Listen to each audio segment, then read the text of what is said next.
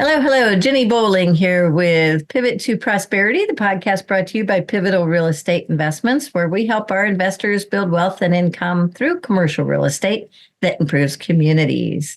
And today we have Hutch Hutchinson here as a guest. Thank you for coming, Hutch. Thank you so much for having me join you today. Oh, you're welcome. I want to read your bio. You have an impressive background. Hutch, the Marine investor, as he's known, is a master gunnery sergeant, an E9 in the United States Marine Corps. Throughout his 25-year career, he's served in many leadership roles in the Marine Corps Aviation Group.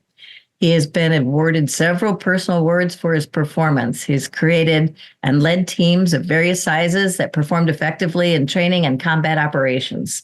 Hutch has successfully executed over $2.4 million in single-family real estate transactions, including over $870,000 as a real estate agent, currently inactive, and co-sponsored over $131 million in multifamily property acquisitions totaling 1,018 units in the Southeast and Texas, while still serving in the military.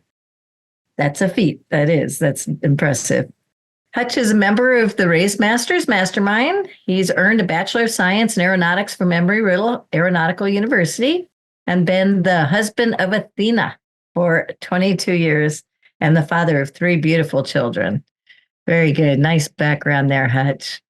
Thank you. Do me a favor and tell the audience a little more about what is not in those words.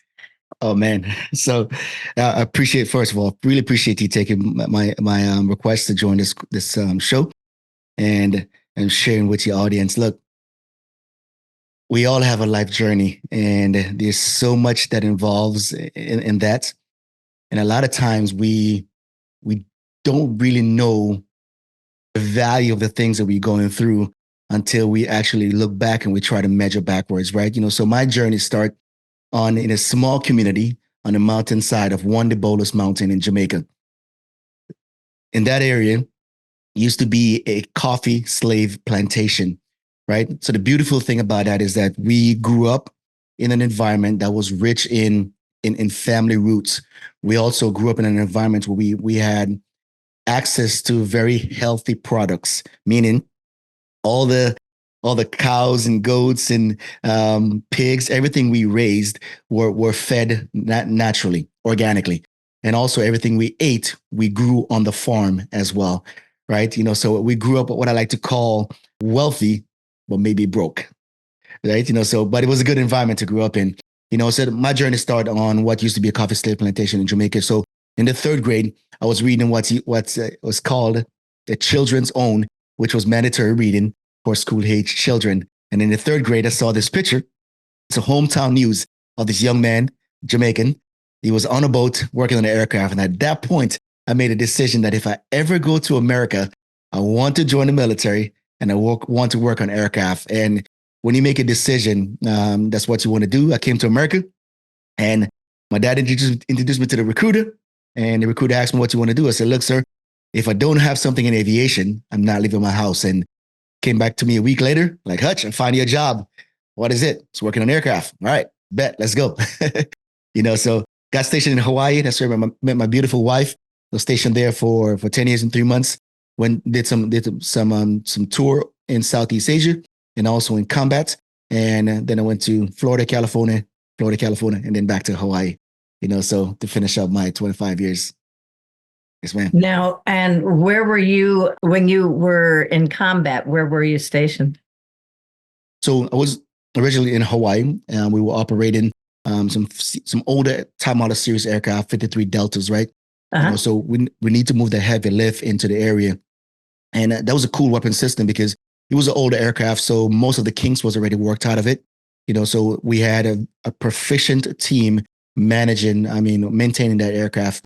But even that, when we took them to combat, we noticed that we needed to increase their power. So when we moved them from Iraq to Afghanistan, one of the things we're now going to deal with is higher elevation. So we had to replace all those engines to be able to operate better in the hills of Afghanistan. So stationed in Hawaii, Yeah. to Iraq and Afghanistan. So very successful tours. putting troops in zone and extracting troops out of zone. So when you're in the Marines and you're still active duty, you said now, right? How many hours do you work a day? It fluctuates. I sleep really fast, so a lot of, like you, man. I know most people have what you call checklists and to-do lists, right? All important, right? So when you have a full-time career and you're trying to build something else that your family's future depends on it, then more you're more likely to create a priority list. So I have a lot of priority lists that I need to work on. So when that list is done, then I go to sleep, and I sleep really fast and then go be committed to the Marine Corps. Okay. Well, so do they have you work a set number of hours though? Like I'm kind of trying to help people think, in terms of how many hours are you available? I'm thinking you don't work an 8-hour day for the Marine Corps, do you? I do. Oh, do you? Oh, okay. And more. Sometimes 07 to 7 p.m. sometimes, so 12 hours roughly. Okay. Okay. So it's kind of similar to, a regular W-2 in a way. So it's a regular W-2, and the Marine Corps requires our 100% commitment and effort, right? Gotcha. So it's important that is priority number one. Yeah. Now, everything outside of that, right, is on our time, So one of the things that I've learned is that clarity trumps accessibility, right? So when I come home, I have a responsibility to be a husband and a father, but my family understands some of the things that I'm working on, and I ensure that they understand what my priorities are, right? And spend time with family, spend time with Athena, and then go to the office and knock out some real estate. Also, wake up very early in the morning. For this conversation I was talking about before we start recording, I was talking about Heath and I waking up at 04 in the morning, and we spend time on real estate, and then we go off to do our job. Yes. Yeah. That's what it takes, I guess. When you're in your situation, you have to just do what you can. Now, Heath, you said, is your partner, right? And where is he located? So he's located in the Southeast. And when we started our partnership, him and I was accountability partners. So we were in the same time zone. He lived in Enterprise, Alabama. I lived in Pensacola, Florida at the time, so we was in the same time zone.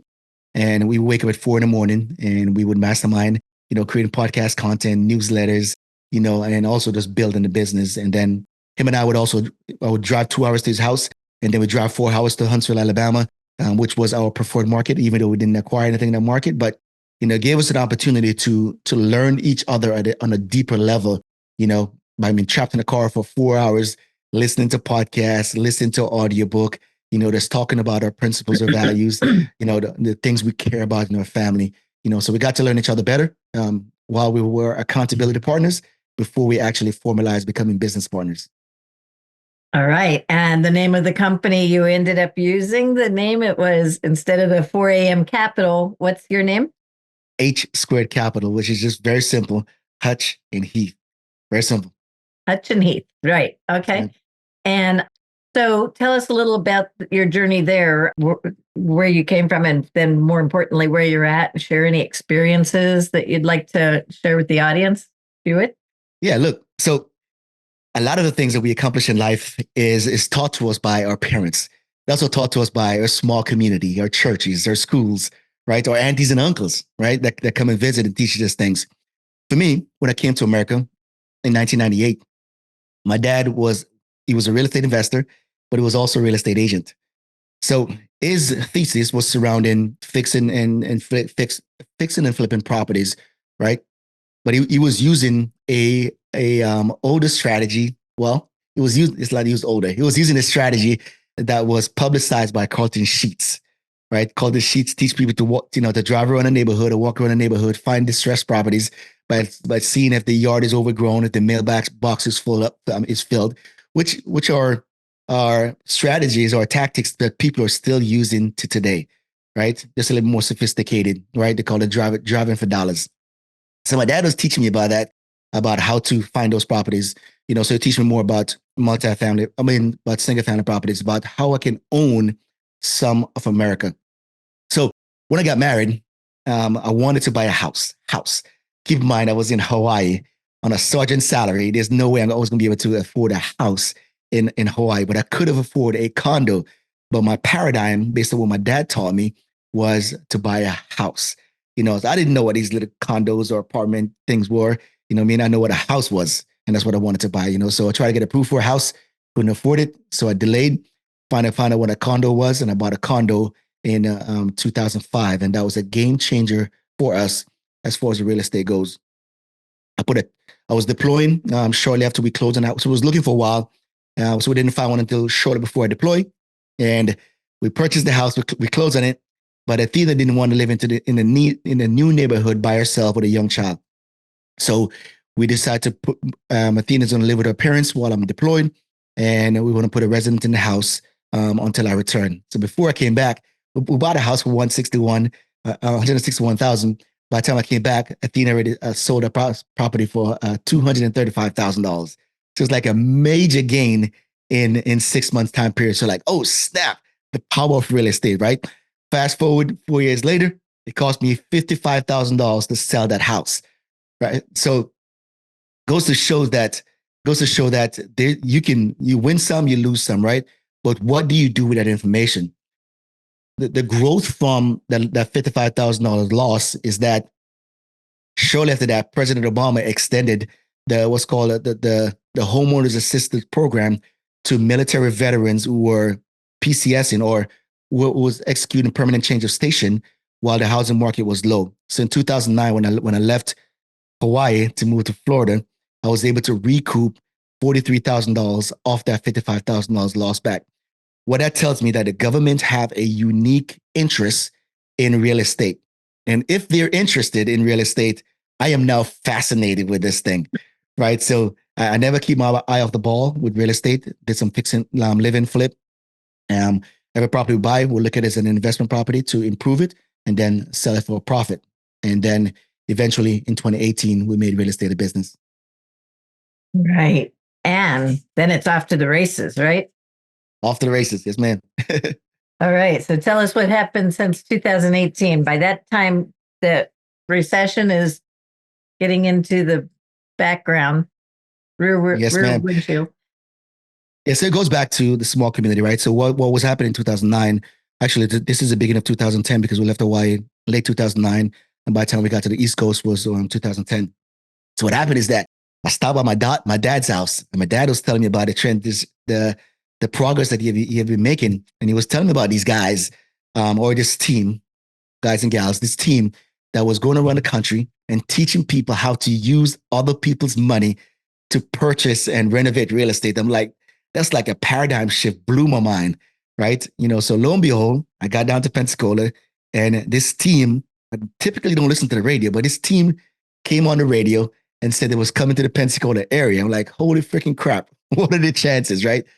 So I attended the 3-hour brief, and then they requested that 3-hour brief was to spark interest for the 3-day conference that they were putting on in about a month or so. So we were interested. We attended the 3-day conference, and they want to sell this $50,000 program. Like, look, player, my consciousness of money tells me that's not the best use of my money at this point in the game. So eventually we bought a tailored version of the program for 10 grand. And we used that to implement our strategy for fixing and flipping. Took us 14 months to do a major reservation because, like I was telling before this recording, my thought process is I think big. I think really big. So when we bought this house, I wanted to move rooms. I wanted to move the plumbing. I wanted to move the kitchen. And we did all of that. It took us 14 months, but we bought it for, I just did research recently. We bought it for $145, and we sold it for almost $300,000. So all the work paid off. So the goal was to get into multifamily properties eventually. And we did just that in 2019. All right. So multifamily 2019. Okay. Yeah. Yeah. When you start moving walls and plumbing and that stuff, it does get expensive. So to win on something like that you got to be careful when you're a newbie for sure. So congratulations to you. Yeah. Okay. Thanks. So, and what was your first acquisition in multifamily?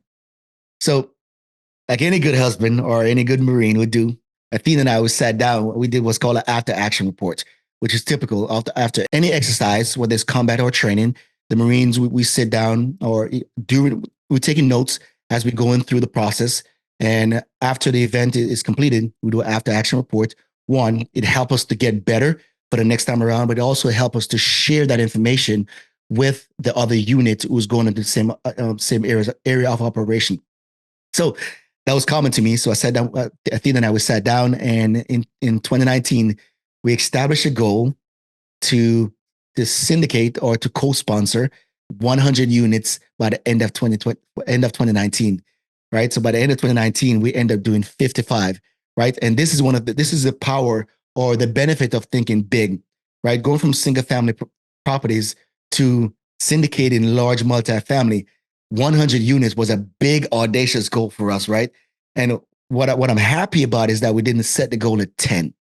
Yeah. Had we set 10, chances are we would accomplish a 5 unit, right? So because we set it at 100 and 55, 100 units is a good goal for us to fall short of. So by the end of 2019, we were co-sponsoring the acquisition of a multifamily portfolio in South Carolina of 55 units. And do you still hold that now? So we sold our property beginning of 2023. The end or the beginning? Beginning 2023. Beginning. Okay, right. So the market wasn't too bad yet, right? So how'd you fare on that? So that was our first acquisition, and the team that we work with was their first acquisition as well, right? So we had this big vision of what we want to do with this property. It was in a good area, a growing area, Spartanburg, South Carolina. And the vision for this property was to turn some of these shotgun units into 2-bedroom units, right? And then keep in mind, we closed on this property at the end of 2019, and then 2020 happens. Boom, renovation paused for several months, right? We have several units that was down for a while that we were renovating. So our occupancy dropped, and we were not allowed to do any renovation in that area, right? So that slowed down our growth significantly. Additionally, as the business plan progressed, we realized that putting a lot of money in converting these shotgun units into 2-bedroom units was not going to be able to help us to realize the business plan the way we wanted to. So we made a decision that we can make a profit for our investors and exit this property before the entire projected hold period. So we exit a property and we made our pref as projected for our investors, which was about 8% pref. Well, that's great. Congratulations. Yeah. That was probably a good thing to do, I guess. I don't know for that location and all, but that's huge if you weren't allowed to do renovations. Here in Orlando, when COVID hit, I was getting off of a cruise boat with all these investors March 8th. And we weren't sure we would even be allowed off the boat for sure because someone had been sick on the boat. And oh, wow. A week later, everything was shut down. So I thought, this isn't the time to launch my multifamily business. I think I'll go do and I had a second strategy, but I totally get what you're saying. I was allowed to keep renovating, though. It was considered a necessary trade. So in Orlando, there was a lot of renovation going on in all of Florida, really. So yeah, that's really something. But so what was the vintage? What was the age of that property? It was a good question. Pretty old. Roughly. That's okay. Yeah, was it real old? 70s, early 70s. Oh, so did you get some of the units renovated? We did. Oh, okay. Did you have asbestos to deal with and all that stuff? No asbestos. Oh, that's good. Yeah. Yeah. Well, and did you have to raise capital? Or were you guys you were the sponsor? Were you the key principal as well? Not key principal. Okay. So how many people did you have on that deal? With that deal, for us, it's always important for us to be on the ground, doing the due diligence, right? Also putting some of our own capital in the deal and then raising money in investor relation on the backside. So we were there for the entire transaction of the deal. So we had a couple different partners that came in. And the unique thing about this deal is that right around September, the agency lowered their debt that they was going to give to investors, right? So the financial institution was using lower the leverage that we was going to have to purchase the property as well. So we already raised most of the capital. So what we had to do, we had two options. We could either I guess we had three options. We can either step away from this property because we had to raise more capital, or we can go back to the previous investors and raise more capital from them, or we can bring in new investors, raise more capital from them, but also lower the projected returns for the investors who have already wired their funds. So what we decided to do was to, instead of lower the projected return for the investors, we end up going from a 80-20 split to a 90-10 split. So the GPs, they took a smaller piece of the project, or the smaller promotes.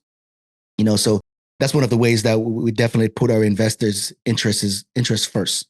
But we did have a few general partners on this deal that raised capital for this deal overall. Yeah, that's a little scary, especially. So basically, you're saying your lender, well, you had already closed on the loan, probably, right? Or had you? Oh, that's before closing? Yeah, correct. Okay. So they lowered their loan to value ratio. Is that pretty much what they did? Correct. Yeah. Yeah.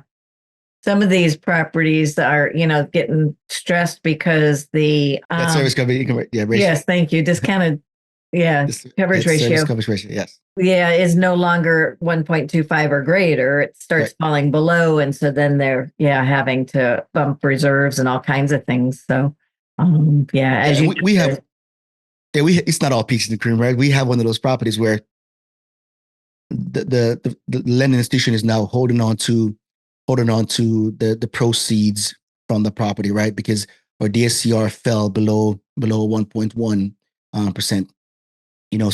But this property is still in good condition. Now, what we did not have to do a capital call because we were fairly capitalized as far as the general partners go, right? So we did not have to do a capital call for this project. So we're looking to continuously improve the operations at the property to increase our occupancy, while also still doing renovation. And what's unique about that property specifically, we got creative with that property, and we got a super host, Airbnb super host, to come in and rent out one of the building, master lease, not master lease, but the Airbnb one of the building that has 4 units, and that building is now generating us significantly higher rents than the other properties. So even though the bank is holding on to a lot of the profits, we have found creative way to improve the operations, right, and to be able to improve our occupancy and our bottom line as well. That's great. So, it takes getting creative on that. And when you think about it too, you mentioned the debt service coverage ratio. I'm aware is that a lot of lending institutions, especially banks, are working very closely with operators, right, to find a solution. They understand the nature of the real estate investment space right now, and they don't want to default on their loan as much as we don't want to default on our loan, right? So they want to know that they continuously have a good product out there, right? So they're working with borrowers like ourselves to ensure that building continue operating properly and that we don't become a bad debt for them. So that's working with investors to make sure that we don't have a bad situation in real estate. And that's great, because as we all know, there was no way to predict that the Fed was going to keep bumping rates as fast and as far as they did. So, never been done before. And so that made a lot of the forecasting models get way more stressed than even the most conservative people pretty much could have expected. So I'm glad that that's happening. At the same time, there were, of course, some operators that were still too aggressive. And we're hoping this year and next year there's going to be a little correction, and we can join some of those firms and help, whether it's rescue capital or whatever, to try to make sure that the investors end up okay on all that. And I shouldn't have said earlier that before the market went bad, because it really never went bad. It just paused and held. But, there was so much to think about and watch that it ended up being a very long pause. The housing market in most markets is still pretty darn good. And so I don't want to leave that taste out there. But yeah. Yeah, So I was listening to a podcast recently, and the into person who's been interviewed, he's an economist. He was talking about that interest rate is the lowest that it has been in 5,000 years, which is like he's going all the way back to the initial inception of actually creating value through money, right? And you talk about from gold, silver, silk, the church getting involved, and a whole bunch of different things. So I think what 2020 did for us is it helps us to improve a lot of our strategies, right? When the financial institution requested for us to have more liquidity, right, or more reserves. So that really changed the fundamentals or change the way some folks approach their projection, right? And I trust that this tsunami of default that a lot of folks are planning to see this year and next year is not the case, because people should be well capitalized, especially those folks who purchased property 1220. I mean, in 2020, because the banks were requiring so much reserve, up to 18 months in some cases of reserve. So I trust that those investors who has debt coming due, maturing in the near future, they have enough reserve to see themselves through bad times. well, I guess we'll see on that. I try to keep my ear to the ground and talk to lots of bankers just to be sure that I'll know when something comes up. Yeah.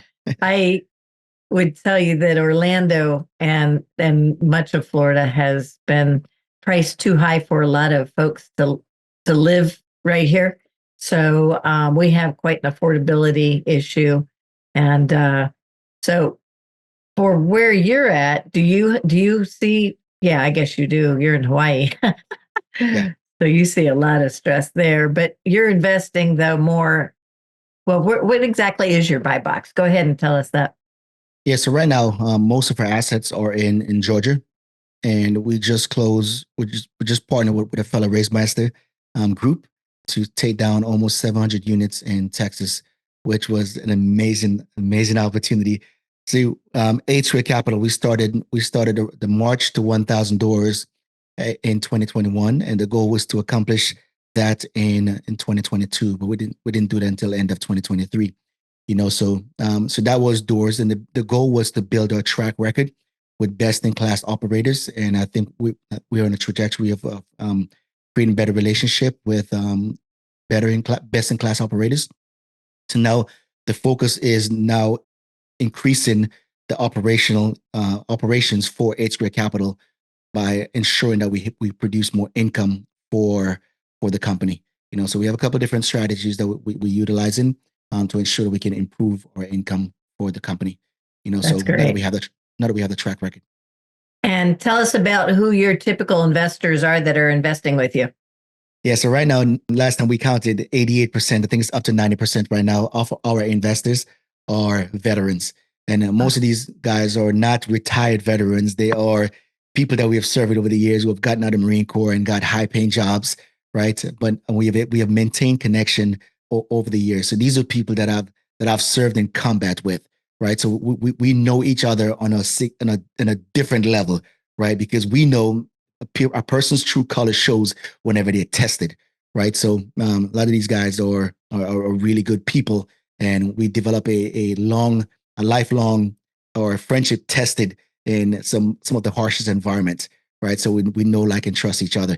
But we also had some other investors that came in who are high net worth investors who are also not veterans. So our strategy is to help, or especially retired veterans, get their time back, right? Because you spend 20 years in the military and you get out, and the typical route is to find a high paying job that we can leverage our experience. And I am not advocating for people to not bring their experience to the civilian sector. I think that's important. And we hear these people talk about quit your job in 2 years, or do this and get out the workforce, get out of the rat race.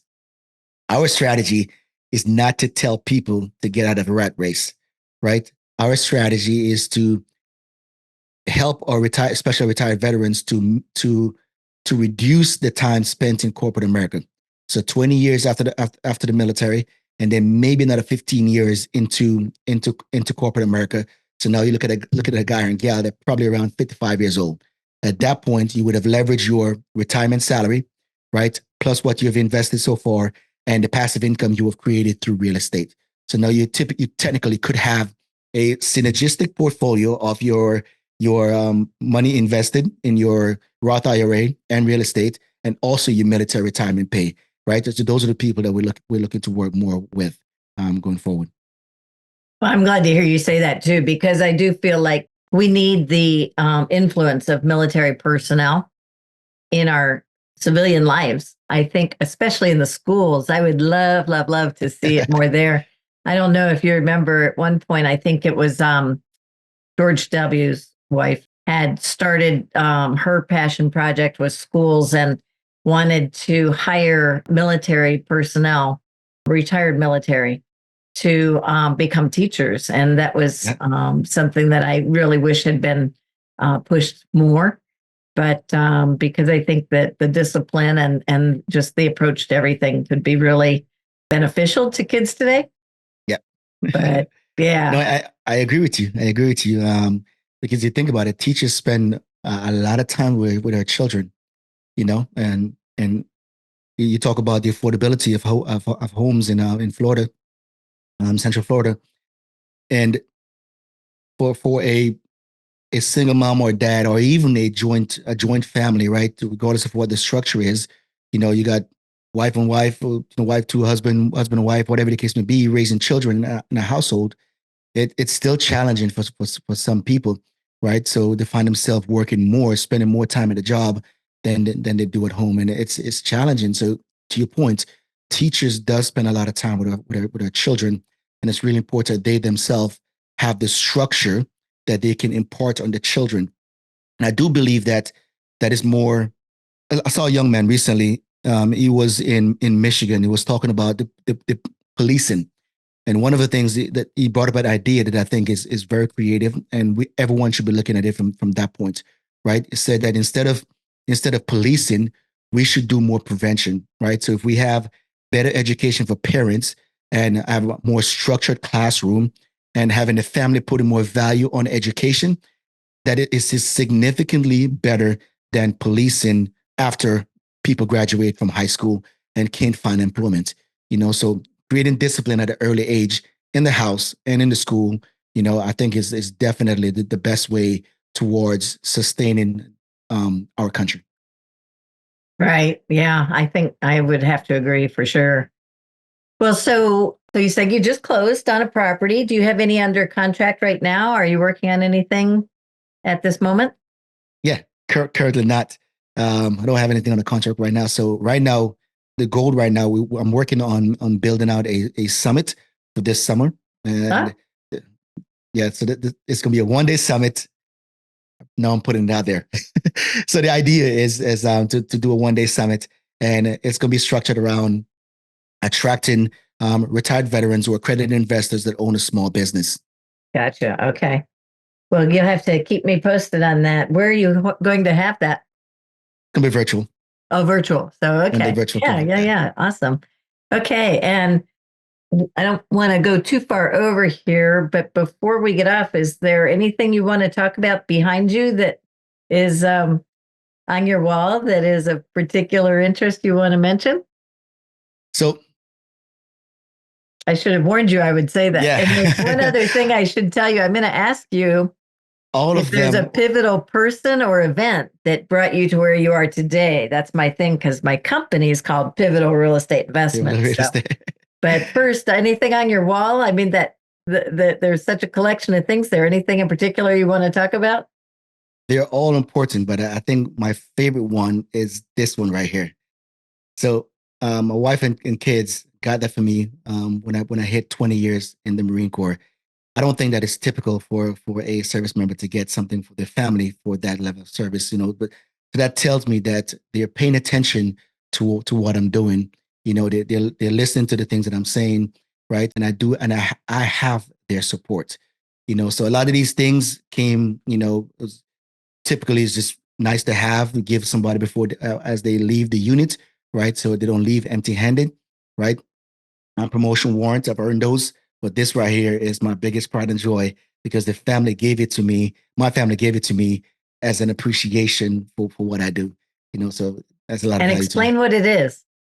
So it's I think it's called a leomanu, right? It's a old Hawaiian weapon, right? So is actually shark teeth, and it's the hand grip right here. And you think about the most brutal of combat, like up close and personal combat. That's what that signifies, right? So the real warrior spirit with that leomanu Hawaiian warrior. I think I'd want a longer handle. It's actually pretty big. Wow. Yeah. Okay. So, and if you had to name a pivotal person or event that brought you to where you are today, what would you say? So one of the biggest transformations that I've had in my life is making a decision to become better, right? I was a gunnery sergeant, and what I was doing to get towards become master sergeant was not working. It's kind of concept where say what gets you here won't get you there, right? So I went on this quest of how do I improve me?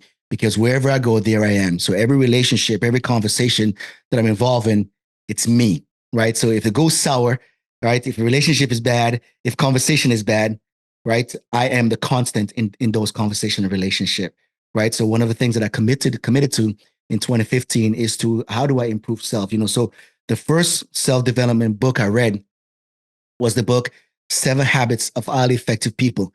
And one of the biggest takeaway for me from that book that was a transformation of self was a quote that Stephen Covey quoted Viktor Frankl. And Viktor Frankl have lived through the harshest of living condition.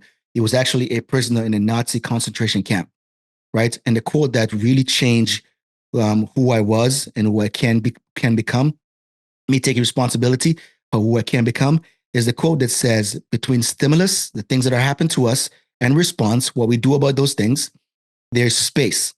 And in that space, we have the freedom to choose our response, right? It's kind of like the word responsibility. We have the ability to choose our response. So between stimulus and response, there's space.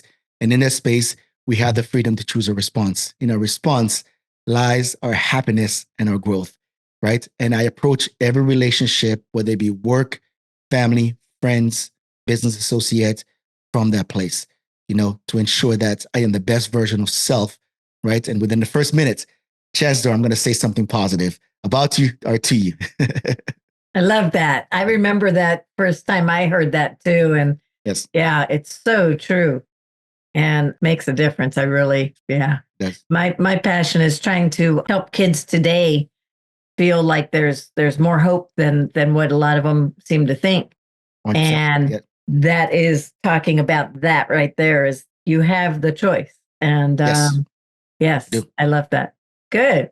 Okay. Well, so if you would tell the audience how they can reach you, and remember, some of these will be on Spotify or iTunes. So go ahead and spell anything you might want to spell out. Right. So if you're looking to get into real estate as an active operator, we have a podcast. It's called the Multifamily Real Estate Experiment Podcast. And it's on Spotify. It's on iTunes. Also, we have a couple of videos on YouTube as well. So you can go to, you can find it, the Multifamily Real Estate Experiment Podcast.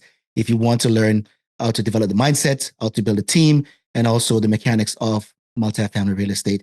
Also, if you're a passive investor as well, and you're looking to invest in real estate, you can go to hsquaredcapital.com and download a copy of the operations manual that will tell you how you can leverage us syndicators experience to create passive income in your investment portfolio. Great. Okay. And then contact you through the website as well, or LinkedIn, or?